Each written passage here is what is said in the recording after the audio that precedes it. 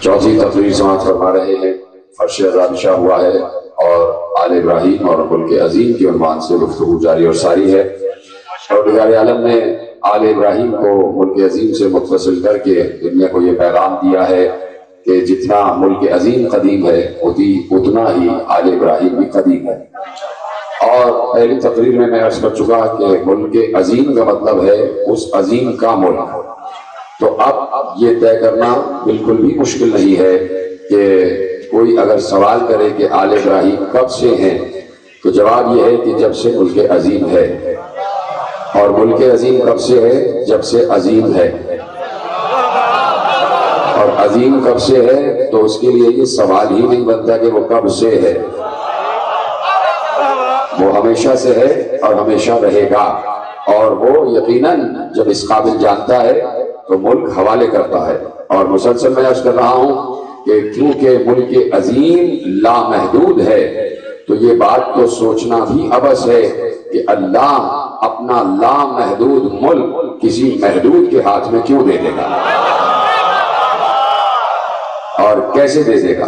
اس لیے آل ابراہیم کو سمجھنا بھی ضروری ہے اور ملک عظیم بھی سمجھنا ضروری ہے۔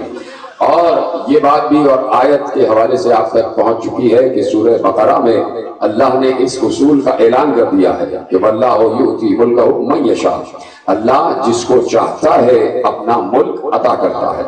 اللہ کا ملک جغرافیائی حدود میں تلاش نہ کیا جائے، اسے جغرافیائی حدود میں محدود نہیں کیا جا سکتا کہ وہ اتنے کنال پر ہے یا اتنے کلومیٹر پر ہے یا اتنے مائلز پر ہے۔ نہیں، اللہ کا ملک جغرافیائی حدود کا نام نہیں ہے، اللہ کا ملک اس کے اختیارات کا نام ہے۔ اللہ کے ملک کا مطلب ہے اللہ کا اختیار، اللہ کے ملک کا مطلب ہے اللہ کا اقتدار، اللہ کے ملک کا مطلب ہے اللہ کا تصرف، اللہ کے ملک کا مطلب ہے اس کا علی کل شیء قدیر ہونا۔ اور جو ہے نا آپ کی ایسی بات ہے، سڑک پہ ایک جلوس نکلا ہوا تھا جس کی وجہ سے ہم وہاں کافی دیر رکے رہے اور آپ بھی رکے رہے فرش عزا پر، لہذا آپ نے بھی وقت ضائع نہیں کیا اور ہم آپ کے انتظار میں تھے تو ہم نے انتظار میں وقت ضائع نہیں کیا۔ ٹھیک ہے، تو پریشان نہ ہوئیے گا، جو آپ کی خاموشی بتا رہی ہے کہ آپ کچھ ناراض سے کہ ہم دیر سے کیوں آئے۔ چار آدمی کہہ رہے ہیں نہیں باقی سب ہیں، صلوات تو پڑھیں محمد والے محمد کے۔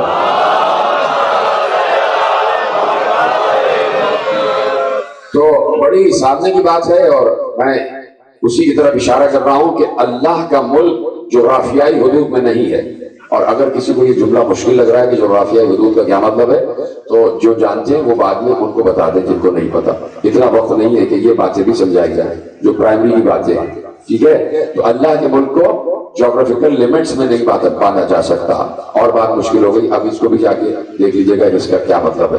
اللہ کا ملک اس کے اختیار کو کہتے ہیں، اللہ کا ملک اس کے اقتدار کو کہتے ہیں۔ اور اقتدار کا آل ابراہیم سے ایسے ربط ہے کہ ایک بار ابراہیم جیسے دوست نے اللہ سے ایک فرمائش کی اور فرمائش یہ کی کہ رب ارنی کیف تحیی الموتى، اے میرے پالنے والے مجھے دکھا دے، مجھے تو دکھا دے کہ تو مردوں کو کیسے زندہ کرتا ہے۔ اب آل ابراہیم اور ملک عظیم گفتگو کھل رہی ہے اور بات آگے بڑھ رہی ہے کہ اے میرے پروردگار رب ارنی، مجھے دکھا دے کہ تو مردوں کو کیسے زندہ کرتا ہے۔ سوال کا جواب سوال کے مطابق ہی ہونا چاہیے، تو پھر جملہ بھی بہت اچھے طریقے سے سمجھ میں آ جاتا ہے اور جملہ ہر اسلوب سے کامل کہلاتا ہے۔ سوال کچھ اور ہو، جواب کچھ اور دیا جائے، یہ بات سمجھ میں نہیں آتی۔ سوال اتنا سا تھا ابراہیم کا اپنے رب سے کہ پروردگار تو مجھے دکھا دے کہ تو مردوں کو کیسے زندہ کرتا ہے۔ تو جواب کیا ہونا چاہیے تھا؟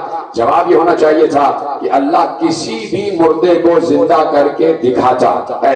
یہ جواب چلا تو میں مثال دیتا ہوں کہ میں اس وقت اس پورے بھرے ہوئے مجمع سے پوچھوں کہ اس وقت میری بند مٹھی میں کیا ہے، تو سوال کا سیدھا سا جواب یہ ہے کہ آپ کی بند مٹھی میں تسبیح ہے۔ ختم ہو گئی بات۔ تو اب سوال اتنا سا تھا کہ یا اللہ تو مجھے دکھا دے کہ تو مردوں کو کیسے زندہ کرتا ہے. تو پھر جواب دہرا دوں کہ چاہیے یہ تھا کہ پروردگار کسی بھی مردے کو زندہ کر کے دکھاتا. اے ابراہیم ایسے زندہ کرتے ہیں، لیکن جواب یہ نہیں آیا. نیچے رہے ایسا ایسا میرے ساتھ آ رہے. جواب یہ نہیں آیا، جواب یہ نہیں آیا کہ اللہ کسی مردے کو زندہ کر کے بتاتا کہ ایسے زندہ کرتے ہیں. وہ اللہ نہیں کہ جو اس طریقے سے معمولی جواب دے دے. اور دوست جب سوال کرے تو دوست جواب میں اس سوال سے بڑھ کر جواب دیتا ہے. دوست بھی ہو ابراہیم صاحب اور دوسرا دوست ہو خود اللہ صاحب. ایک دوست نے دوسرے دوست سے کہا کہ پروردگار تو مجھے دکھا دے کہ تو مردوں کو کیسے زندہ کرتا ہے. اللہ عام انسان جیسا نہیں ہے کہ سوال کے مطابق اسی محدود انداز میں جواب دے دے. اللہ نے کہا میں اللہ ہوں. اے ابراہیم تم نے کہا ہے کہ دکھا دے، ہم جواب ایسا دیں گے کہ پوری زندگی تا قیامت عالم انسانیت اس جواب کو یاد رکھے گا کہ دینے والا اللہ جیسا ہو ہی نہیں سکتا. ابراہیم تم نے کہا کہ مجھے دکھا دے کہ تو مردوں کو کیسے زندہ کرتا ہے. ابراہیم ہم تمہیں دکھائیں گے نہیں کہ ہم مردوں کو کیسے زندہ کرتے ہیں، ہم تمہیں اپنی یہ صفت دے دیں گے کہ تم بھی مردوں کو زندہ کرو تاکہ معلوم ہو جائے کہ کیسے زندہ کرتے ہیں.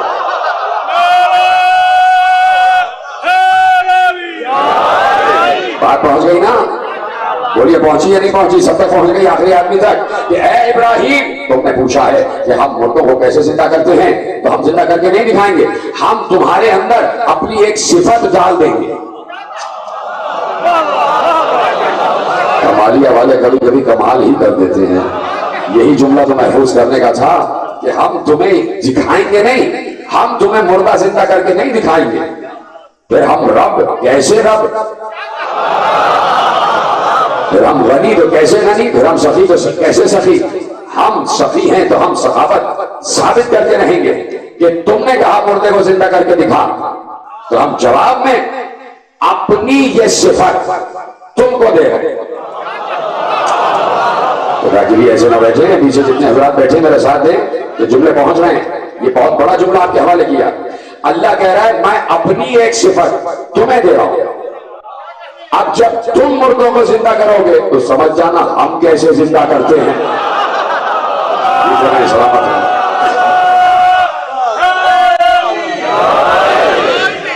توجہ فرما رہے نا کہ اس کا مطلب ہے کہ اللہ جس کو چاہے اپنی کوئی بھی صفت دے سکتا ہے، اور جب وہ اس صفت کا اظہار کرے تو اس بندے کے لیے کبھی یہ نہیں کہا جائے گا کہ آپ بندے کو اتنا بڑھا دیتے کہ اللہ سے ملا دیتے.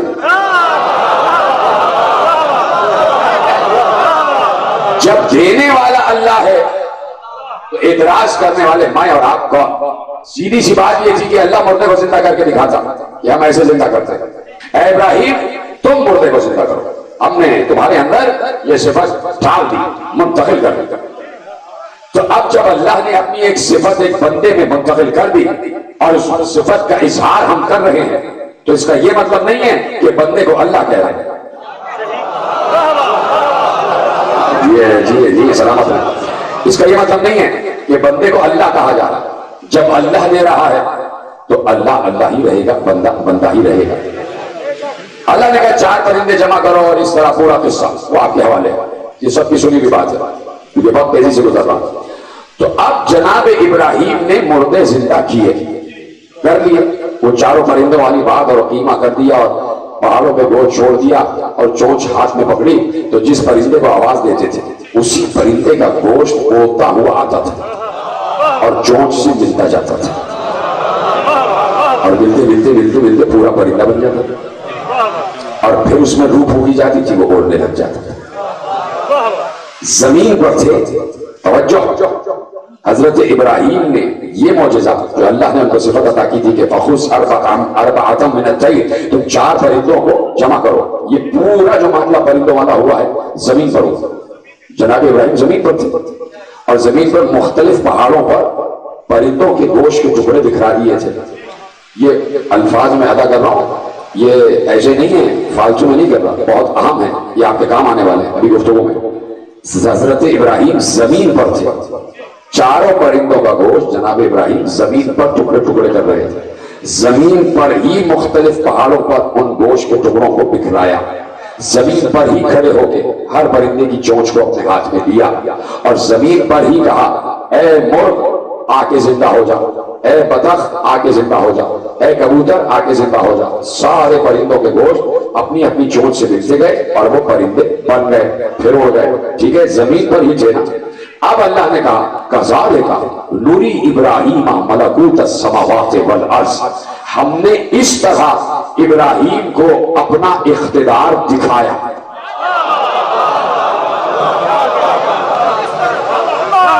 कज़ालिका, खामोश ना बैठे, ना आगे वाले ना पीछे वाले। जो आगे बैठे वो तो खुसूसन बात करें, इसलिए कि आगे जो बात नहीं करता खामोश बैठा होता है, पीछे वाले उसे देख के मुतासिर हो जाते हैं। ठीक है, आगे बढ़ाऊं, बात इजाजत है। कज़ालिका नूरी इब्राहीम मलकूत अस्समावाति वल अर्ज़, हमने इब्राहीम को ऐसे दिखाया, आसमान और जमीन का मलकूत ऐसे दिखाया। कैसे कहो दिखा? आसमान पर तो गए ही नहीं, वो तो जमीन पर है, आसमान पर तो गई। चलो वल अर्ज़ की बात समझ में आ गई, लेकिन ये कैसे तूने कहा कि मलकूत अस्समावात, आसमानों का भी इख्तिदार, आसमान का मुल्क भी इब्राहीम को दिखाया। खुदा की कसम, अगर आले इब्राहीम ना हो, अगर इमाम मासूम ना हो, तो इन मरहलों को कोई हल नहीं कर सकता, इन मुश्किल सवालात के कोई जवाब दे नहीं सकता। हजरत इब्राहीम जमीन पर है और अल्लाह कह रहा है हमने आसमानों का मलकूत भी दिखाया। और जब रसूल से पूछा गया ये मामला समझ में नहीं आया, तो मासूम ने अल्लाह का एक उसूल बयान किया, और अगर आप ज़हीन हैं तो वो उसूल आप तक पहुंचेगा और आप मुझे बताएंगे कि वो उसूल आप तक पहुंच गया। मासूम ने कहा कि जब भी किसी हुज्जते मासूम से उसकी उम्मत में से किसी फर्द ने मोजज़ा तलब किया, तो उस मासूम को वो बज़ाहिर जमीन पर खड़ा दिखाई देता है, लेकिन मासूम को मोजज़ा दिखाने के वक्त अपनी रूह को मलकूत तक पहुंचाना होता है। इसलिए कि मलकूत का मतलब है कि जहां से अल्लाह पूरी कायनात का निजाम चला रहा है। सलामत रहे। जहां अल्लाह अपनी पूरी कायनात का निजाम चला रहा है। मलकूत अस्समावाति वल अर्ज़ का मतलब है कायनात को कंट्रोल करने का मरकज, जहां से पूरी कायनात के तमाम उमूर को कंट्रोल किया जाता है, जहां से बारिश बरसती है, जहां से मुर्दा जिंदा होता है, जहां से गल्ला उगता है। जब भी किसी नबी को मौजज़ा दिखाना हुआ तो उसे मलकूत तक बुलंद होना होता है और वो मलकूत पर पहुंचता है। जब मलकूत पर पहुंचता है तो देखता है कि अल्लाह जमीन और आसमान का निजाम कैसे चलाता है। अब जो समझ गए उन्हीं के लिए बात है, जो नहीं समझ गए वो मेरी बला से पता नहीं वो पीछे वाले क्यों खामोश बैठे। बात समझ में आ रही है? इतनी मुश्किल बात तो नहीं है, और करीब होकर समझा दूं अगर आप चाहें तो, अगर समझ में नहीं आई। और आपसे बढ़कर ये कोई बात समझ नहीं सकता कि जो पूरे शहरों का, हर शहर का हिफाजती निजाम तरतीब पा रहा है ना आजकल, सिक्योरिटी सिस्टम, तो उसको कहते हैं कमांड एंड कंट्रोल सेंटर। अब ये बात भी नहीं समझे तो मैं उसके बाद मेरे पास कुछ नहीं। अगर ये मिसाल भी नहीं समझे तो इसके बाद मेरे पास कोई मिसाल नहीं। शहरों में कमांड एंड कंट्रोल सेंटर कायम किया जाता है और उस शहर में हर मरकजी जगह पर कैमरे लगा दिए जाते हैं, उनको सीसीटीवी कैमरास कहते हैं। उन हर कैमरे का result command and control centre में एक स्क्रीन पर आ जाता है और उसमें कई स्क्रीन लगे हुए होते हैं। हर स्क्रीन पर लिखा होता है ये फलाने चौक की तस्वीर आ रही है, फलाने चौक की, फलाने चौक। यहाँ एक ही आदमी बैठा हुआ है, वो हर स्क्रीन को देख रहा है, एक ही मरकज में बैठा है, हर स्क्रीन को देख रहा है, कहां पर क्या हो रहा है, कहां पर क्या हो रहा है, कहां पर क्या हो रहा है। जरा सा देखा कि फलाने चौक पर इस स्क्रीन में आ रहा है कि ट्रैफिक जैम है, तो फौरन वहां के मुंतजिम को फोन किया, ट्रैफिक क्लियर करो। समझ रहे? अब समझ में आ रहा है कमांड एंड कंट्रोल सेंटर। तो मलकूत अस्समावाति वल अर्ज़ का मतलब है अल्लाह का कमांड एंड कंट्रोल सेंटर। جہاں سے تمام عالمین کے نظام کو کنٹرول کیا جا رہا ہے. مریخ میں کیا ہو رہا ہے, زحل میں کیا ہو رہا ہے, زمین پر کیا ہو رہا ہے, چاند پر کیا ہو رہا ہے, سورج پر کیا ہو رہا ہے, ستاروں میں کیا ہو رہا ہے, وہیں کنٹرول ہے کمانڈ سینٹر میں. سب کچھ دکھائی دے رہا ہے. سورج کی ترتیب بدلنا ہے, مشرق سے نکالنا ہے, مغرب میں ڈبونا ہے, کمانڈ اینڈ کنٹرول سینٹر میں لکھا ہوا ہے. چاند کیسے طلوع ہوگا, کمانڈ اینڈ کنٹرول سینٹر میں لکھا ہوا ہے. ستارے اپنی گردش میں اپنے مدار پر چل رہے ہیں, کمانڈ اینڈ کنٹرول سینٹر میں سب کچھ لکھا ہوا ہے. اب کمانڈ اینڈ کنٹرول سینٹر میں ازل سے لکھا ہوا ہے کہ سورج مشرق سے طلوع ہوگا, مغرب میں ڈوب جائے گا. کمانڈ اینڈ کنٹرول سینٹر میں ازل سے تقدیر لکھ دی گئی ہے کہ جیسے ہی مغرب میں سورج ڈوبے گا فوراً چاند طلوع ہو جائے گا. کمانڈ اینڈ کنٹرول سینٹر میں ہر ستارے کی گردش طے کر دی گئی ہے. یہ ستارہ اس وقت یہاں ہوگا, اس وقت یہاں ہوگا, اس وقت یہاں ہوگا. اب یہ کمانڈ اینڈ کنٹرول سینٹر یعنی ملکوت السماوات والارض کا پورا قانون اور تقدیر اللہ نے بنائی ہوئی ہے, اور اس تقدیر کو کوئی بدل نہیں سکتا. لیکن جب اللہ کسی کو ملکوت السماوات والارض کا اختیار دے دیتا ہے تو وہ چاہے تو ڈوبے ہوئے سورج کو واپس بھی پہنچا لے, چاہے تو چاند کو دو ٹکڑے بھی کر لے, چاہے تو ستارے کو دروازے میں بلا لے.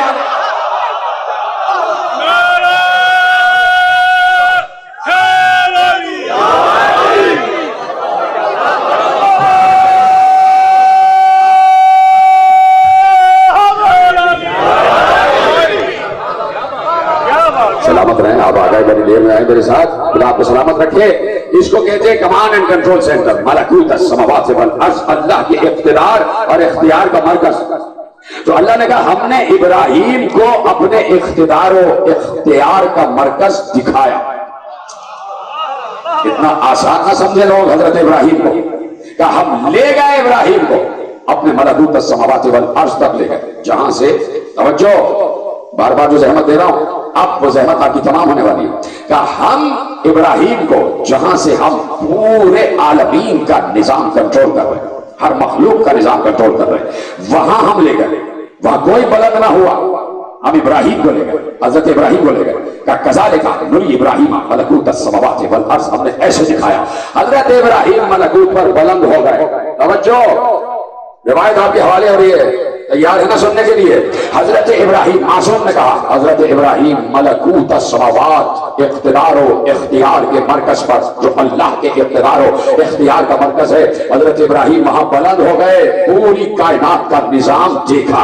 حضرت ابراہیم نے پوری کائنات کا نظام دیکھا کہ کیسے چل رہا ہے, اللہ کیسے زندہ کرتا ہے, کیسے مارتا ہے, کیسے بچے بنتے ہیں, کیسے جنین پرورش پاتا ہے, کیسے زمین غلہ اگاتی ہے, کیسے بوٹا پودا بنتا ہے, کیسے پودا درخت بنتا ہے, کیسے درخت میں پھل آتے ہیں, کیسے پھل پھول بن جاتے ہیں, اس طرح پتے جو ہیں اپنی گردشوں کو آگے بڑھاتے ہیں, کس طریقے سے نشو و نما کا نظام چل رہا ہے, کس طریقے سے آب و ہوا کا نظام چل رہا ہے, بارش کیسے برستی ہے, ہوا کیسے چلتی ہے, خلا میں کیا ہوتا ہے, فضا میں کیا کام ہوتا ہے, کون سے سیارے پر کون سی مخلوق ہے, اس مخلوق کی آب و غذا کیا ہے, اس مخلوق کی آب و ہوا کیا ہے, اس مخلوق کو کب کیا ضرورت پڑتی ہے, وہ اپنی احتیاج اللہ سے کیسے بیان کرتی ہے. پوری کائنات کا نظام ابراہیم دیکھ رہے تھے. ایک بار دیکھتے دیکھتے دیکھتے ملکوت السماوات پر سب سے بلند مقام پر جب ابراہیم کی نظر پڑی تو ابراہیم نے وہاں 5 انوار دیکھے.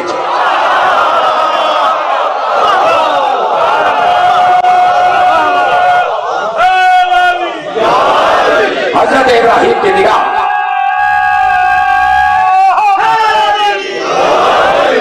جب حضرت ابراہیم کی نگاہ ملکوت کے سب سے اعلیٰ مقام پر پڑی, اللہ کے اقتدار اور اختیار کے مرکز کے سب سے اعلیٰ مقام پر پڑی, تو حضرت ابراہیم نے وہاں 5 انوار دیکھے. 5 انوار دیکھے, 5 انوار دیکھے تو محو حیرت ہو گئے اور اللہ سے پوچھا یہ 5 کون ہے پروردگار, تعارف کرا یہ 5 کون ہیں. تو اللہ نے 5 کا تعارف کرایا, یہ محمد ہیں, یہ علی ہیں, یہ فاطمہ ہیں, یہ حسن ہیں, یہ حسین ہیں, یعنی ملکوت پر پہلے سے 5 پہنچے ہوئے ہیں.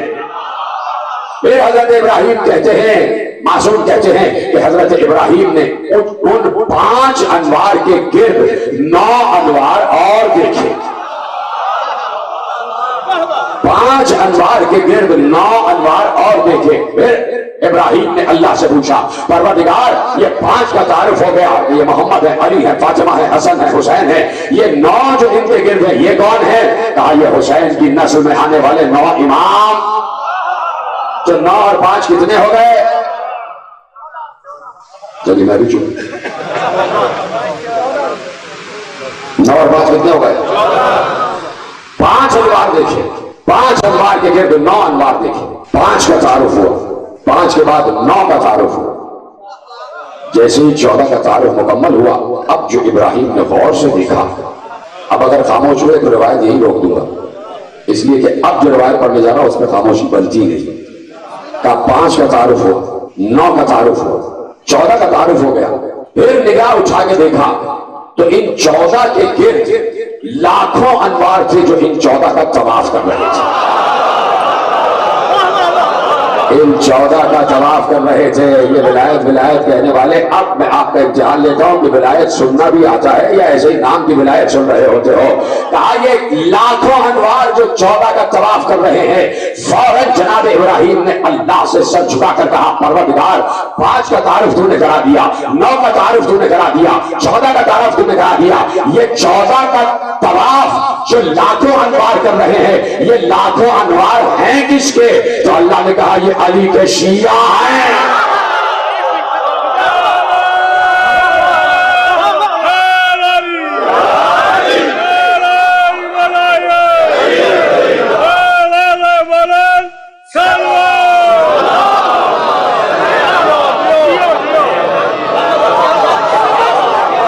پروردگار یہ ان 14 کا جو طواف کر رہے ہیں لاکھوں انوار, یہ کون ہے؟ ان کا تعارف کرا. آواز آئی یہ علی کے شیعہ. ہم تو ایسے کچھ ہو رہے ہیں, ہم اپنے کو شیعہ کہتے نہیں ہیں, ہمارے بھائی برادران بھی سمجھ لیں کہ ہم شیعہ ہیں نہیں. شیعہ ہم نہیں ہیں, ہم محب ہیں. ہم محب ہیں, علی کے محب ہیں. شیعہ کیسا ہوتا ہے ابھی بتاتا ہوں, اور شیعہ کون ہوتا ہے ابھی بتاتا ہوں. تو پروردگار یہ لاکھوں انوار 14 کا طواف کر رہے ہیں, یہ کون ہے؟ کہا یہ علی کے شیعہ.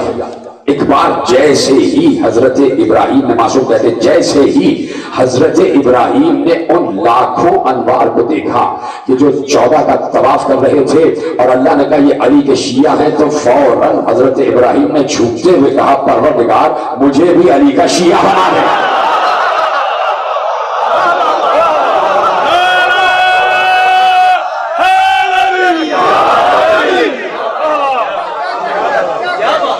یا اللہ مجھے بھی علی کا شیعہ بنا دے.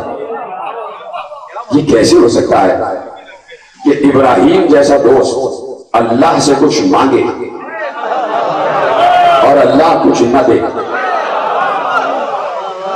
توجہ ہے نا آپ کی توجہ بھی ہے نا, جو آپ ابھی مصرے پڑھ رہے تھے سائیوال سے جو آئے ہوئے, آپ تو اتنے خاموش بیٹھے کہ مجھے امید ہی نہیں تھی کہ آپ خاموش بیٹھے. ذرا سا منہ ہاتھ کر دیجیے تو ہاتھ تو ہلا دیجیے. اپنی تو داد آپ نے لے لی سب سے, اب جب داد لینے کی بات آ رہی تو آپ چپ بیٹھے ہوئے.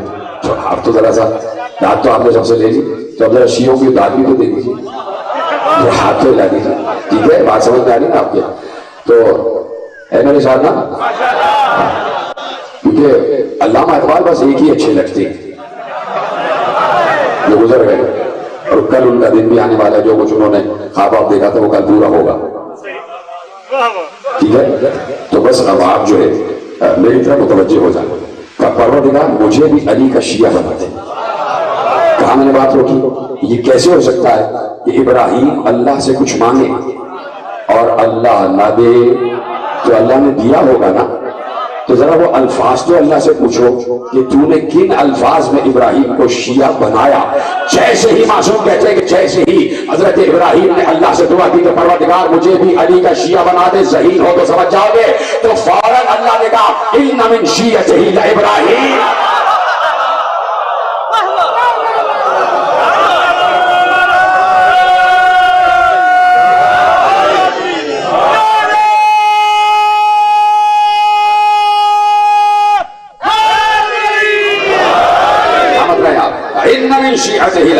لو ابراہیم ہم نے تمہیں اس کا شیعہ بنا دیا. تو اس لیے ہم شیعہ اپنے کو نہیں کہتے کہ شیعہ ابراہیم جیسا ہوتا ہے. بس اس بات پر فخر ضرور ہے کہ شیعہ کو آگ جلاتی نہیں ہے.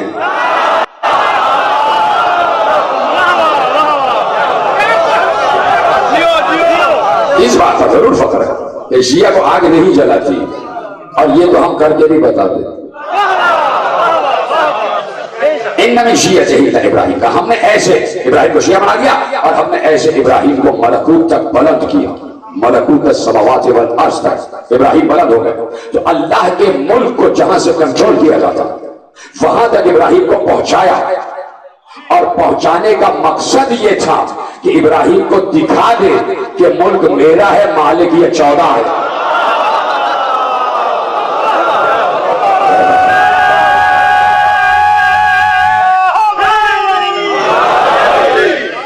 اور جو ہے بس گفتگو اپنے دائرے کار میں ہی کامل ہوگی, 11 سے پہلے ممبر چھوڑنا, اس لیے وقت کی پابندی ضروری ہے.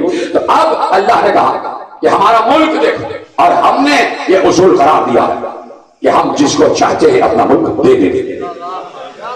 واللہ یؤتی ملکہ من یشاء, آیت آپ کے ذہنوں میں بچپن سے محفوظ ہے, کوئی نئی آیت نہیں اتری. واللہ یؤتی ملکہ من یشاء, اللہ جس کو چاہتا ہے اپنا ملک دے دیتا ہے. تو بس بات صرف اتنی طے کرنی ہے اور ممبر چھوڑ دینا ہے کہ ملک ہے کیا, آل ابراہیم اور ملک عظیم. یہ ملک کیا ہے جہاں سے میں نے تمہید آغاز کی ہے کہ اللہ کا ملک جغرافیے میں نہیں ہے. کوئی آپ انچ ٹیپ سے نہیں ناپ سکتے, کوئی آپ نقشے میں نہیں بنا سکتے جیسے یہ پاکستان ہے اور یہ ہندوستان ہے اس کے برابر. اللہ کا ملک جغرافیہ کے نام نہیں ہے, اللہ کا ملک ہے اختیار کا نام, اللہ کا ملک ہے اقتدار کا نام. اب یہ اللہ کے ملک کے صفات ہیں, اور اب خود اللہ سے پوچھو کہ تیرے ملک کے صفات ہیں کیا, تیرے ملک کے کیا صفات ہیں. اور جب اللہ کے ملک کے صفات سمجھ میں آ جائیں تو حاکم ملک کے صفات بھی سمجھ میں آ جائیں. مالک ملک تو وہ ہے, حاکم ملک کے اختیارات بھی سمجھ میں آ جائیں. پروردگار تیرے ملک کے صفات کیا, آواز نہیں, لہو ملک السماوات والارض یحیی و یمیت وہو علی کل شیء قدیر. سلامت رہے. آیت میں ایسی بولنا چاہیے. آپ دیکھتے ہیں جب قرأت ہوتی تو سب کہتے ہیں سبحان اللہ, کیسے بولا بھی گیا, لہو ملک السماوات والارض یحیی و یمیت وہو علی کل شیء قدیر. ایک اور مقام پر ارشاد فرمایا للہ ملک السماوات والارض یغفر لمن یشاء و یعذب من یشاء. ایک اور مقام پر ارشاد فرمایا لہو ملک السماوات والارض یخلق ما یشاء. ایک اور مقام پر ارشاد فرمایا, وہ روکتا ہوں, وہ بعد میں آیت پڑھوں گا, پہلے ان آیتوں کا ترجمہ سنا. یا اللہ تیرے ملک کی صفات کیا ہے, آپ صفات گنتے جائیں. لہو ملک السماوات والارض, آسمان اور زمین کا ملک اللہ کے لیے ہے. اس کی پہلی صفت یہ ہے یحیی کہ وہ زندہ کرتا ہے, اس کی پہلی صفت یہ ہے کہ وہ زندہ کرتا ہے. یمیت, اس کی دوسری صفت یہ ہے کہ وہ موت دیتا ہے. اس کے ملک کی تیسری صفت یہ ہے کہ وہو علی کل شیء قدیر, کہ وہ ہر شے پر قدرت رکھتا ہے. اللہ کے ملک کی پہلی صفت زندہ کرنا, دوسری صفت موت دینا, تیسری صفت ہر شے پر اختیار. یا اللہ اور بھی کچھ ہے, کہاں لہو ملک السماوات والارض, للہ ملک السماوات والارض یغفر لمن یشاء و یعذب من یشاء. کا 3 صفتیں بیان کی, زندہ کرنا, موت دینا, ہر شے پر قدرت. چوتھی صفت یہ ہے, اس کے ملک کی چوتھی صفت یہ ہے جسے چاہتا ہے ثواب دیتا ہے, جسے چاہتا ہے عذاب دیتا ہے, جسے چاہتا ہے بخش دیتا ہے, جسے چاہتا ہے عذاب دیتا ہے. یا اللہ تیرے ملک کی اور صفت بھی ہے, کہاں لہو ملک السماوات والارض یخلق ما یشاء, آسمان اور زمین کا ملک اس کے لیے ہے. اس کی صفت یہ ہے کہ وہ جو چاہتا ہے خلق کرتا ہے. سلامت ہے. جو میرے ساتھ دے رہے ہیں ان کو دعا دے رہا ہوں. اللہ کے ملک کی صفات اللہ کے بارہ, اور یہی ملک ملک عظیم کہلاتا ہے. جغرافیائی حدود میں تلاش نہ کرنا. پہلی صفت زندہ کرنا, دوسری صفت موت دینا, تیسری صفت ہر شے پر قدرت, چوتھی صفت بخش دینا, پانچویں صفت عذاب دینا, چھٹی صفت جو چاہے خلق کرے. یہ ساری اللہ کے ملک کی صفتیں ہیں نا. آپ آہستہ آہستہ سے سن رہے ہیں, اور اب میں دیکھتا ہوں کون آہستہ سے سنتا ہے. یا اللہ کیا تیرے ملک کی بس یہی صفت ہے؟ آواز دی گئی. زندہ کرنا بھی ہے، مردہ کرنا بھی ہے، ہر شے پر قدرت بھی ہے، بخشنا بھی ہے، عذاب بھی دینا ہے، ہر شے خلق کرنا ہے، جو چاہنا ہے خلق کرنا ہے۔ یا اللہ اور بھی کوئی صفت ہے؟ سنیں گے؟ بیان کروں؟ قرآن میں ارشاد فرمایا ہمارے ملک کی ایک صفت یہ ہے کہ یہب لمن یشاء اناسا و یہب لمن یشاء ذکورا۔ ہمارے ملک کی ایک صفت یہ بھی ہے کہ ہم جسے جتنے چاہے بیٹے دے دیں، جتنی چاہے بیٹیاں دے دیں۔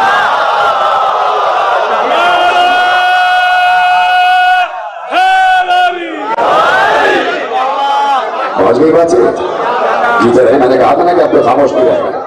دوبارہ گنتے، اللہ کے ملک کی ایک صفت زندہ کرنا، ایک صفت موت دینا، ایک صفت ہر شے پر قدرت، ایک صفت بخش دینا، ایک صفت عذاب دینا، ایک صفت ثواب دینا، ایک صفت جو چاہے خلق کرنا، ایک صفت جسے جتنے چاہے بیٹے دے دے، جتنے چاہے بیٹیاں دے دے۔ اللہ کے ملک کی ساری صفات گننے کی دوبارہ ضرورت تو نہیں ہے نا؟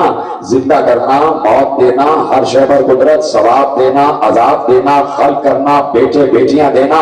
اور جب پورے ملک کی تمام صفات گنوائیں تو سورہ بقرہ میں ارشاد فرمایا واللہ یؤتی ملکہ من یشاء، ہم جس کو چاہتے ہیں اپنا ملک دے دیتے ہیں، ہم جس کو چاہتے ہیں اپنا ملک دے دیتے ہیں، ہم جس کو چاہتے ہیں اپنا ملک دے دیتے ہیں۔ تو یہ بات 1400 برس سے سمجھ میں نہیں آ رہی کیا کہ جب اللہ نے اپنے ملک کی صفات گنوائی اور اس کے بعد کہا کہ ہم جس کو چاہتے ہیں اپنا ملک دے دیتے ہیں، تو جب اللہ کہتا ہے تو کرتا بھی تو ہے نا؟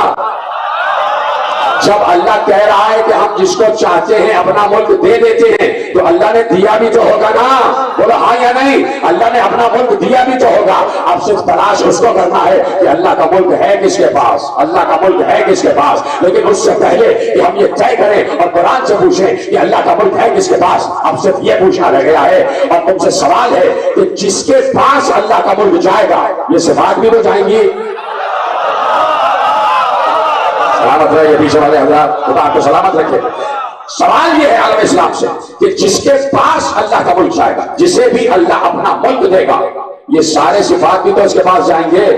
جس کے پاس اللہ کا ملک جائے گا وہ جسے چاہے زندہ کرے، جسے چاہے موت دے دے، ہر شے پر اختیار رکھتا ہو، جسے چاہے بخش دے، جسے چاہے عذاب دے، جو چاہے خلق کرے۔ اب ایک ہی تو صفت رہ گئی، جسے جتنے چاہے بیٹے دے دے۔ پہنچ گئی نا بات؟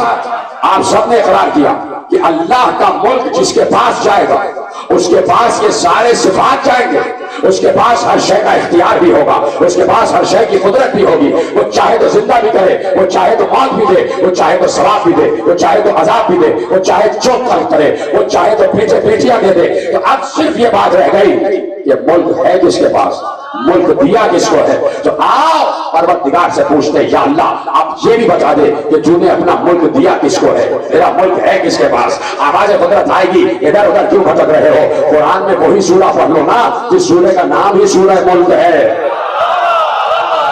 جس سورہ کا نام ہی سورہ ملک ہے۔ آپ مل کے سورہ ملک پڑھتے ہیں کہ جہاں سے بات شروع ہو رہی ہے کہ تبارک الذی بیدہ الملک وہو علی کل شیء قدیر، یہیں سے سورہ ملک شروع ہو رہا ہے کہ بابرکت ہے وہ ذات جس کے ہاتھ میں ملک ہے، بابرکت ہے وہ ذات جس کے ہاتھ میں ملک ہے، بابرکت ہے وہ ذات جس کے ہاتھ میں ملک ہے۔ اللہ سے کہو یا تو اللہ کا ہاتھ دکھاؤ یا کسی ہاتھ کو اللہ کا ہاتھ مانا۔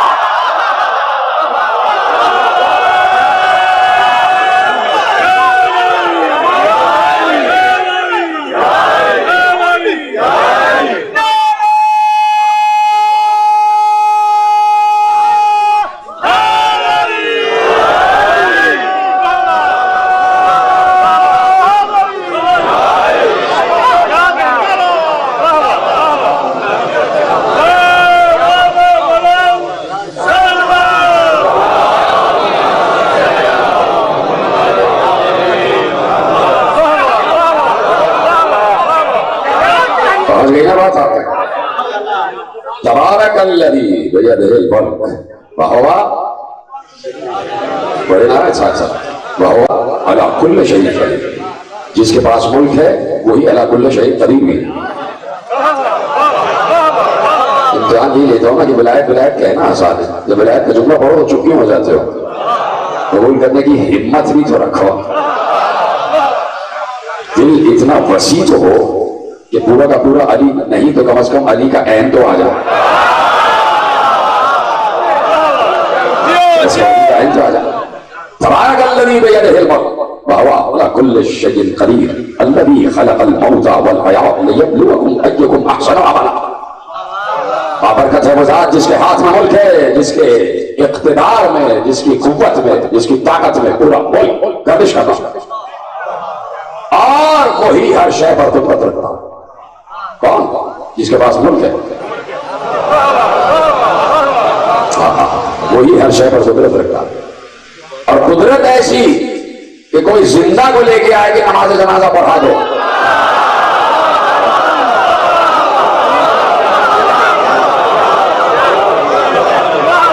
تو وہ اپنی قدرت کا اظہار کرے اور اعلان کرے، اپنی قدرت کا اعلان اور اظہار کر کے اس کی قدرت کا اعلان کرے، بتائے کہ اس نے ہمیں ملک دیا ہے، اس نے ہمیں ملک دیا ہے، تو کوئی کہہ سکتا ہے کہ کیا آپ نے ان کو اور اس کو برابر کر دیا؟ کوئی کہہ سکتا ہے کہ آپ نے کہہ دیا کہ اس کا ملک ان کے پاس آ گیا تو یہ اور وہ برابر ہو؟ نہیں، برابر ہو ہی نہیں سکتے، اس لیے کہ اس نے جس علی کو ملک دیا ہے وہ اس علی کا خالق بھی ہے۔ سمجھ گئے؟ ہم لوگ سلام ہو گیا، ختم ہو رہی بات، کل سے یہی سے بات آغاز کروں گا، ٹھیک 10 بجے بیٹھ جاؤں گا، کل انشاءاللہ شاید ٹریفک کلیئر ملے گا، توجہ ہے؟ تو اب جس کے پاس ملک ہے اس کے پاس اختیار بھی ہے، اس کے پاس اقتدار بھی ہے، بات تو آگے بڑھ رہی ہے، جس کے پاس ملک ہے اسی نے موت کو بھی خلق کیا ہے، اسی نے حیات کو بھی خلق کیا ہے۔ الذی خلق الموت والحیات، وہ ہے کہ جس نے موت کو بھی خلق کیا، جس نے حیات کو بھی خلق کیا۔ اس کا مطلب ہے کہ موت بھی مخلوق ہے اور زندگی بھی مخلوق ہے۔ ذہین ہوں گے تو جملہ سمجھیں گے۔ اچھا، بعض اوقات اتنے ہمارے دو چار لوگ اتنے دیانت دار اور سچے ہیں کہ جب میں کہتا ہوں ذہین ہوں گے تو سمجھیں گے تو وہ چپ ہو جاتے ہیں، سچ بولتے ہیں۔ یہ تو ایسی مظاہر مومنین پر آپ تو خام کریں، ناراض نہ ہوئیے، صرف آپ کو بھی متوجہ کرنے کے توجہ ہے، نہیں تو جس کے ذہن دماغ میں علی آ جائے اس سے زیادہ ذہین کوئی ہوتا نہیں ہے۔ اس کا سب سے بڑا فیصلہ ہوتا ہے کہ اس نے دل کا دروازہ کھول کے کہا یا علی آ جائیے، جیسے اللہ نے کعبے کا دروازہ کھول کے کہا تھا علی آ جاؤ۔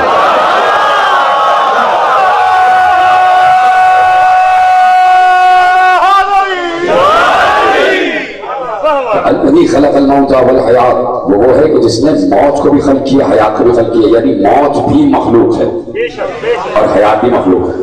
یہ کچھ باتیں قرآن ہی سمجھا دیتا، ان میں پھر حدیثوں تک پہنچنے کی ضرورت ہی نہیں پڑتی۔ میں بار بار کہہ رہا ہوں، موت بھی مخلوق ہے اور زندگی بھی مخلوق ہے، ٹھیک ہے؟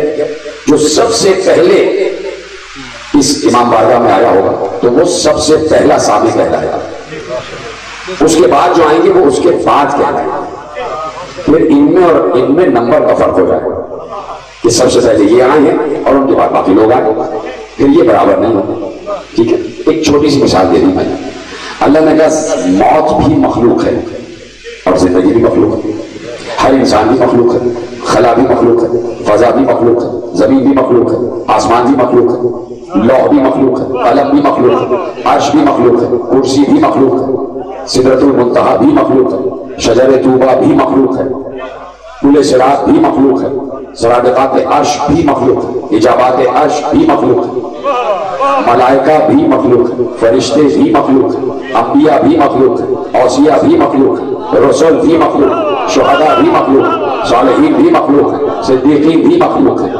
خلیفہ بھی مخلوق ہے، قاب قوسین تک جو کچھ ہے سب مخلوق ہے، ہر حجاب مخلوق ہے، ہر مخلوق مخلوق ہے، سب مخلوق ہے، یہاں تک کہ موت بھی مخلوق ہے اور زندگی بھی مخلوق ہے۔ اب پوچھنا یہ ہے کہ اول مخلوق کون ہے؟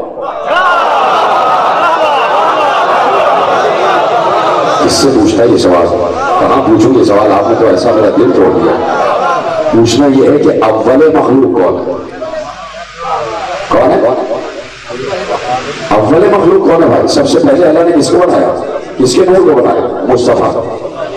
سب سے پہلے اللہ کے نبی کا نور خلق ہو، اسی نبی نے کہا اول ما خلق اللہ نوری، تو اول مخلوق ہے مصطفیٰ۔ اب جو کچھ بھی مخلوق ہے وہ مصطفیٰ کے بعد ہے، یعنی زندگی بھی مصطفیٰ کے بعد خلق ہوئی ہے، موت بھی مصطفیٰ کے بعد خلق ہوئی ہے۔ تو تم کیسے کہہ سکتے ہو کہ جو زندگی اور موت سے بھی پہلے ہو؟ تم کیسے فتوے لگا سکتے ہو کہ وہ زندہ ہے یا مر گیا ہے؟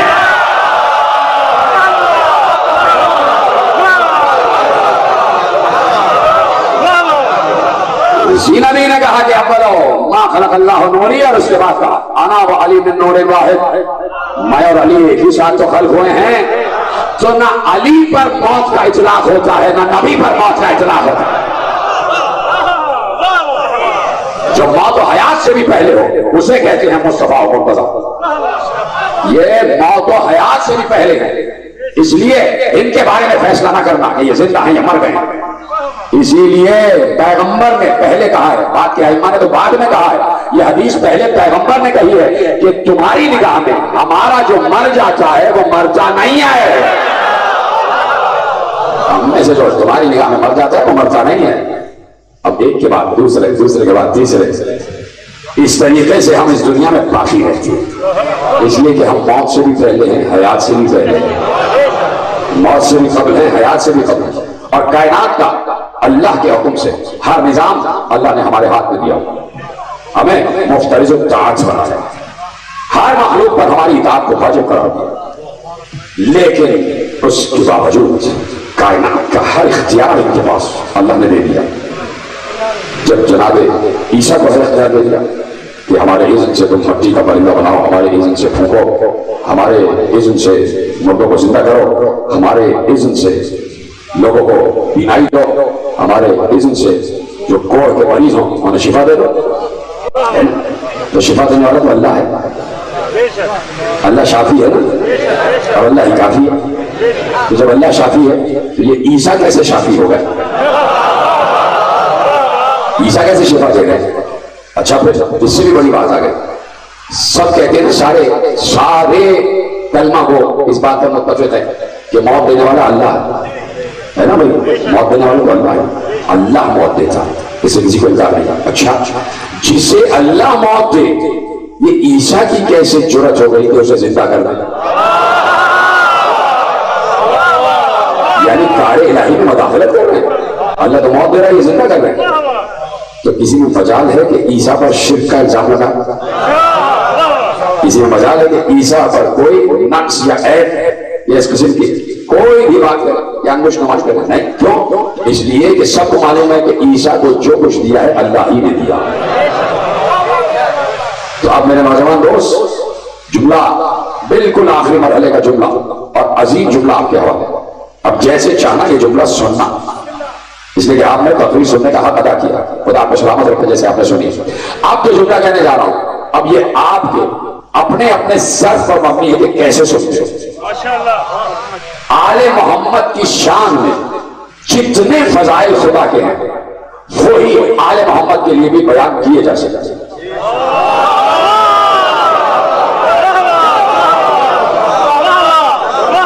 بہت آہستہ آہستہ لوگ میرے ساتھ ہیں، یاد رکھنا جو بھی اختیار و اقتدار و فضیلت، چونکہ ملک والی بات کہہ چکا ہوں کہ اللہ نے اپنا ملک آل محمد کو دیا ہے، تو اب جو بھی اقتدار و اختیار و تصرف اللہ کا ہے وہ سب کا سب آل محمد کے پاس ہے۔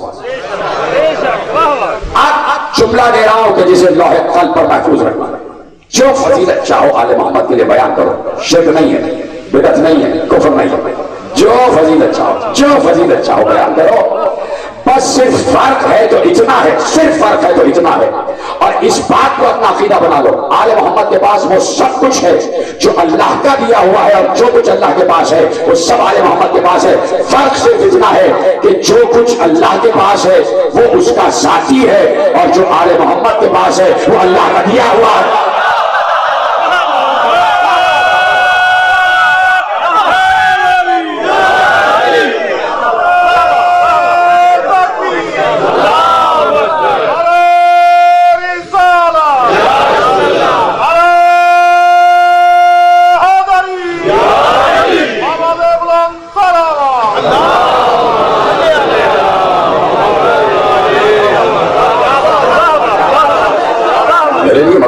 طرح کے بزرگ دعائیں دے رہے ہیں. یہ جملہ یقیناً آپ تک پہنچا کہ فرق صرف یہ ہے کہ اللہ کے پاس جو ہے وہ اس کا ذاتی ہے, اسے کسی نے نہیں دیا, اور آل محمد کے پاس جو کچھ ہے اللہ کا دیا ہوا ہے, اور اللہ جب دینے پہ آتا ہے نا تو اپنے ظرف کے مطابق دیتا ہے.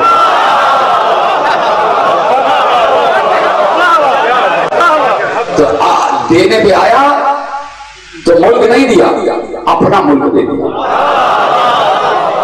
میرے اشارے پر اور اپنا ملک دے دیا. یہ جو اشارہ ہوتا ہے نا یہ معمولی نہیں ہوتا. جاؤ دے دیا. غنی ہے غنی, وہ استغنا کی منزل پر ہے. وہ کسی کو خزانے دیتا ہے تو اسے کوئی ڈر کوئی خوف نہیں ہوتا کہ کہیں میرے پاس کبھی نہ ہو جائے, کوئی ڈر نہیں ہوتا. اور وہ دیکھ بھال کر, جانچ پڑتال کر, جس کو اس قابل جانتا ہے تو دیتا ہے. ان کے ظرف کو اس قابل جانتا ہے تو دیتا ہے. جب لامحدود ملک کسی کو دے رہا ہے تو ملک دینے سے پہلے اسے لامحدود بناتا ہے. بنا دیا لامحدود, اس لیے کہ ہمارا ملک تمہارے پاس ہے, جیسے چاہنا. فمن اور امسک بغیر حساب, جب سلیمان سے کہہ دیا کہ ہم نے ملک دے دیا ہے, اب تمہاری مرضی ہے, چاہو تو اپنے پاس رکھنا, چاہو تو تقسیم کر دینا, ہم تم سے پوچھیں گے نہیں. جب جناب سلیمان کو چھوٹا سا ملک دیا تو اختیار کے ساتھ دیا, تو آل ابراہیم کو اتنا بڑا ملک دے رہا ہے تو کیا بغیر اختیار دے دے گا؟ کیا تمہیں ملک دے دیا؟ یہیں سے بات آگے بڑھے, یہ تمہیں ملک دے دیا, اب یہ پورا ملک ہمارا ملک تمہارے پاس ہے. مرضی ہے چاہو ملک چلتے رہنے دینا, چاہو تو لپیٹ دے. اور ہم نے تمہیں اس لحاظ سے فرق کچھ نہیں چنے کہ جو ہم چاہتے ہیں وہ تم چاہتے ہو. ختم ہو گئی بات, جو ہم چاہتے ہیں وہ تم چاہتے ہو, اس لیے ہم نے تمہیں کوئی ٹکراؤ نہیں. ختم ہو گئی بات میرے عزیزوں. اکثر نوجوان دوست یہاں سے لے کے کراچی تک جب اس سے ملتے ہیں جو ہر درجے محبت رکھتے ہیں حسین علی سے, ہر درجے, ہر درجے کا مطلب ہر درجہ, وہ پوچھتے ہیں کیا بتائیے فلاں صاحب بتائیے کہ اللہ حسین سے محبت کرتا تھا؟ پوچھ کے پوچھتے ہیں کہ میں کہتا ہوں کرتا ہے, کرتا تھا اور کرتا ہے. تو کہا کہ ہمارا دل چلتا ہے کہ جب ہم حسین کے مسائل سنتے تو اس وقت اللہ کیوں چپ بیٹھا رہا؟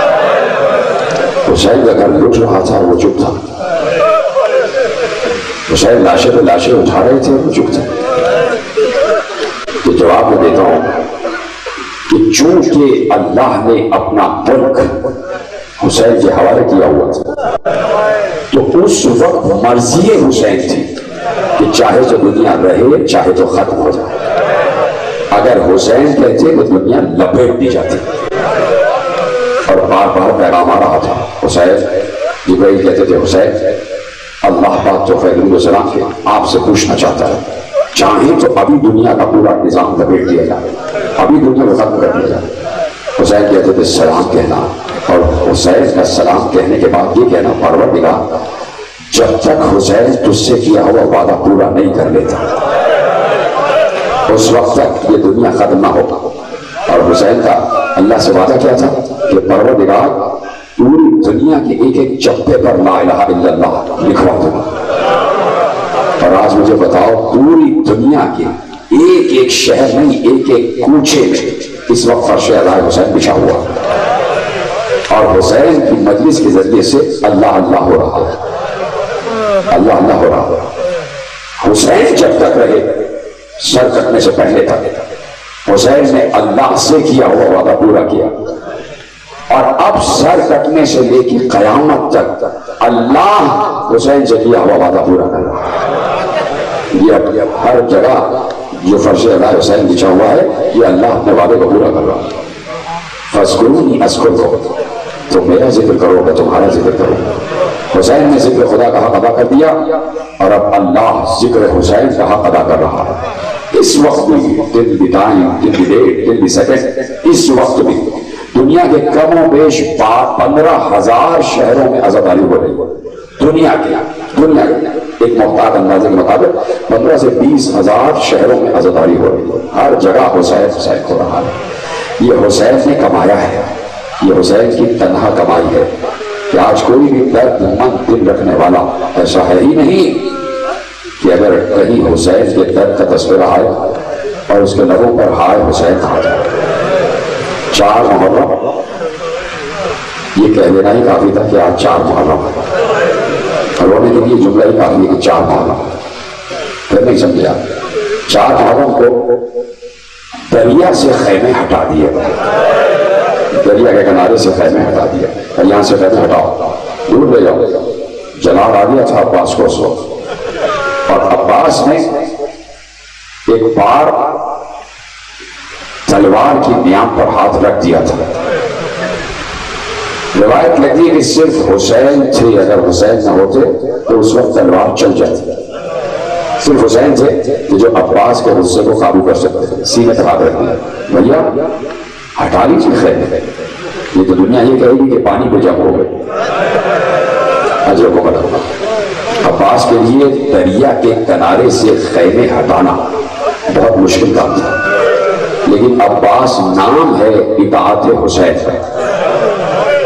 عباس خیمے ہٹا رہے تھے اور بچوں کو دیکھتے جا رہے تھے، چھوٹے چھوٹے بچوں کو دیکھتے جا رہے تھے۔ عباس کی نگاہ میں کوئی منظر تھا، تو اس لیے میں نے کہا کہ آج 4 محرم ہے، خیمے دریا کے کنارے سے ہٹا لیے اور دور لگا دیا، اور اس کے بعد کل سے لشکر پہ لشکر آنا شروع ہو گیا۔ کبھی شمر اپنے 4,000 کا لشکر لے کر آنا، کبھی ہمارے ساتھ اور سپاہی، کبھی کسی نے اور سپاہی مسلسل، کوئی 1000 لے کے آ رہا ہے، کوئی 2000، کوئی 4000، کوئی 10,000 کا دستہ لے کے آ رہا ہے۔ اور جب یہ سپاہی آتے تھے تو گھوڑوں کے ٹاپوں کی دھمک ہوتی تھی، اور اس دھمک سے بچے دہل جاتے تھے، چھوٹے چھوٹے بچے دہل جاتے تھے، اور بار بار شریفت الحسین پوچھتی تھی اب کون آیا، اب کون آیا؟ بیوی فضا آگے بتاتی تھی کہ بیوی اب شمر کا لشکر آیا، اب سنان ابن انس آیا، اب ہرملہ آیا، ہر لشکر نہیں، اب انہوں نے ساتھ میں اور لشکر منگوایا۔ جب بار بار یہ دیکھا کہ مختلف لوگ اپنے حامی اور اپنے مددگار لے کے آ رہے ہیں، ایک بار کا فضا ذرا میرے بھیا کو بلا کے لاؤ، میرے بھائی کو بلا کے لاؤ۔ حسین ابن علی شریعت حسین کے خیمے میں آئے، جی بہن کیوں بلایا؟ کہا بھیا مسلسل اشقیاء کی مدد کرنے والے آ رہے ہیں، تم سے پوچھنا یہ ہے کیا کوئی تمہاری مدد کرنے والا بھی آئے گا؟ اللہ، کیا تمہاری مدد کرنے والا بھی آئے گا؟ حسین سمجھ گئے، کہا کہ ہاں میری مدد کرنے والا آیا ہی چاہتا ہے۔ حسین آئے اپنے خیمے میں، کاغذ قلم نکالا، خط لکھنا شروع کیا۔ یہ خط ہے امام وقت حسین ابن علی کا، رجل فقیہ حبیب ابن مذاہب ہے۔ خط لکھا، خط دیا، قاصد کو بھیجا۔ حبیب ابن مذاہب دسترخوان لگا ہوا تھا، زوجہ نے کھانا لگا دیا تھا، ایک طرف زوجہ بیٹھی تھی، ایک طرف حبیب ابن مذاہب بیٹھے ہوئے تھے۔ ابھی پہلا لقمہ حبیب نے اپنے دہن میں رکھا تھا کہ لقمہ گلے میں اٹکا۔ جب لقمہ گلے میں اٹکا تو حبیب ابن مذاہب نے زوجہ سے کہا ایسا لگتا ہے کوئی قاصد آنے والا ہے، کوئی پیغمبر آنے والا ہے، اس لیے کہ لقمہ گلوگیر ہو گیا ہے۔ ابھی یہ بات کہی تھی کہ دروازے پہ دستک ہوئی۔ حبیب نے وہیں سے پوچھا کون ہے؟ باہر سے آنے والے نے آواز دی انا قاصد الحسین، میں حسین کا قاصد ہوں۔ جیسے ہی حبیب نے سنا کہ حسین ابن علی امام وقت کا قاصد آیا ہے، نہ پاؤں میں نالین پہنی، نہ سر پہ امامہ رکھا، تیزی سے دوڑتے ہوئے دروازہ کھولا، قاصد کو گلے سے لگایا، کیسے آنا ہوا؟ کہا مولا نے خط بھیجا۔ حبیب ابن مذاہب نے حسین ابن علی کے ہاتھ سے لکھا ہوا خط اپنے ہاتھ میں لیا، پہلے آنکھوں سے لگایا، دہن سے چوما، وہیں کھڑے کھڑے خط کو کھولا، خط کھول کر پڑھا۔ لکھا ہوا تھا یہ خط ہے امام وقت حسین ابن علی کا، رجل فقیہ حبیب ابن مذاہب کے نام۔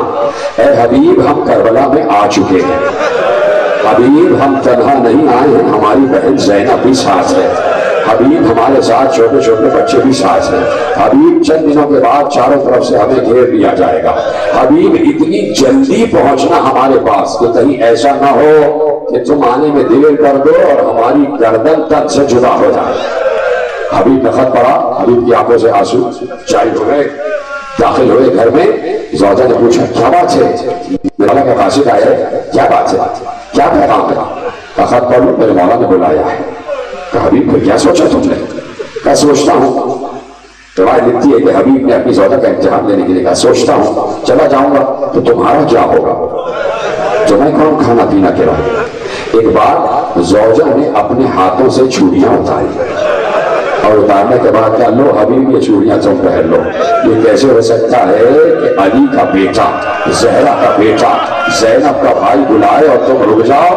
حبیب نے چیخ مار کر کہا ہے نیک وقت میں تو تیرا امتحان دے رہا تھا، یہ کیسے ہو سکتا ہے کہ فاطمہ کا لال بلائے اور اس کا یہ بچپن کا دوست نہ جائے؟ میں تو پہلے ہی سے تیار ہوں، میں تو پیغام کا منتظر تھا۔ غلام سے کہا کہ گھوڑا لے کے جاؤ، حالات بہت پراشور ہیں، چاروں طرف پہرا لگا ہوا ہے، فلانے راستے سے ہوتے ہوئے ایک کھیت کے ایک طرف کھڑے ہو جاؤ اور وہاں میرا انتظار کرنا، میں وہاں آتا ہوں۔ غلام حبیب کی سواری کو لے کے بڑھا اور جیسے راستے سے بتایا تھا وہیں سے کھیت کے ایک طرف جا کے کھڑا ہو گیا۔ ادھر حبیب تیاری کر رہے تھے اور ادھر یہ عادت تھا کہ غلام حبیب ابن مظاہر کے گھوڑے کے پاؤں کو سہلا رہا تھا، مالش کر رہا تھا۔ جب بہت دیر ہو گئی حبیب کے آنے میں تو غلام نے گھوڑے سے کہنا شروع کیا اے میرے مالک کی سواری کے گھوڑے، اگر میرے مالک نے آنے میں دیر کی یا میرا مالک نہ آیا تو میں تجھ سے وعدہ کرتا ہوں میں تجھ پر بیٹھ کر فاطمہ کے لال کی نصرت کے لیے جاؤں گا۔ یہ جملہ غلام کہہ رہا تھا کہ حبیب سامنے آ گئے اور حبیب نے غلام کا یہ جملہ سنا تو بے اختیار سر پیچھ کر کہا آئے فاطمہ کے لال پر یہ وقت آ گیا کہ آج غلام اظہار نصرت کر رہے ہیں۔ اجرکم اللہ، آپ کی آواز بلند ہو جائے۔ یہ محرم کا مہینہ ہے، آپ کو یاد دلاتا ہوں، اس میں رویا جاتا ہے، اس میں ایسے نہیں بیٹھا جاتا جیسے آپ بیٹھے ہوئے ہیں، یہ رونے کا مہینہ ہے۔ جسے رونا نہیں آتا وہ گردن جھکا دے، وہ گردن جھکائے، جسے رونا آتا ہے وہ مجھے دیکھے۔ حبیب نے سر پیچھ کر کہا ہائے میرے مولا پر یہ وقت آ گیا۔ حبیب کے ساتھ حبیب کا غلام بھی چلا اور وہاں یہ موقع تھا کہ حسین علم تیار کر کے رکھ رہے تھے، یہ تمہارا علم ہے، یہ تمہارا علم ہے، یہ تمہارا علم ہے، اور ایک علم کو ایک طرف رکھ دیا۔ کسی صحابی نے پوچھا مولا یہ علم کس کے لیے ہے؟ حسین نے کہا اس کا اٹھانے والا آیا ہی چاہتا ہے، اس کا اٹھانے والا آیا ہی چاہتا ہے۔ بس یہ کہا تھا کہ گرد اڑتی ہوئی محسوس ہوئی، ایک بار شور مبارکبادی اٹھا، سب نے کہا حبیب آ گئے، حبیب آ گئے، حبیب آ گئے۔ آخری جملے پڑھنے جا رہا ہوں، جس کو رونا ہوتا ہے وہ اسی پر رو دیتا ہے۔ ایک بار جیسے ہی شور مبارکبادی اٹھا، یہ شور بی بی زینب کے کان تک پہنچ گیا۔ جیسے ہی زینب نے سنا سب شور مبارکبادی دے رہے ہیں تو فضا سے کہا یہ مبارکبادی کا شور کیسا ہے؟ فضا نے آگے کہا بی بی مبارک ہو، حبیب آ گیا، ابن مظاہر آ گیا، آپ کے بھائی کی نصرت کے لیے حبیب آ گیا۔ سنو گے جملہ کیا ہے؟ ایک بار زینب نے کہا فضا ذرا جا کے کہنا کہ علی کی بیٹی سلام کہہ رہی ہے، اے حبیب علی کی بیٹی سلام کہہ رہی ہے۔ حبیب نے جیسے ہی سنا سر سے امامہ پھیر کر کہا ارے کہاں میں غلام، کہاں آقا زادی، آئے حسین تجھ پر کیا وقت ہے۔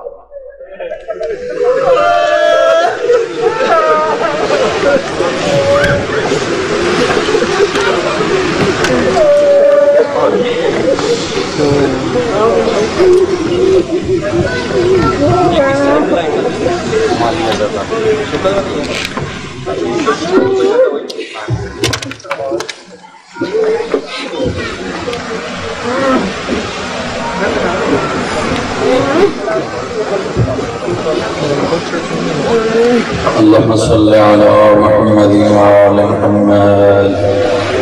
السلام عليك يا نبي الله، السلام عليك يا رسول الله۔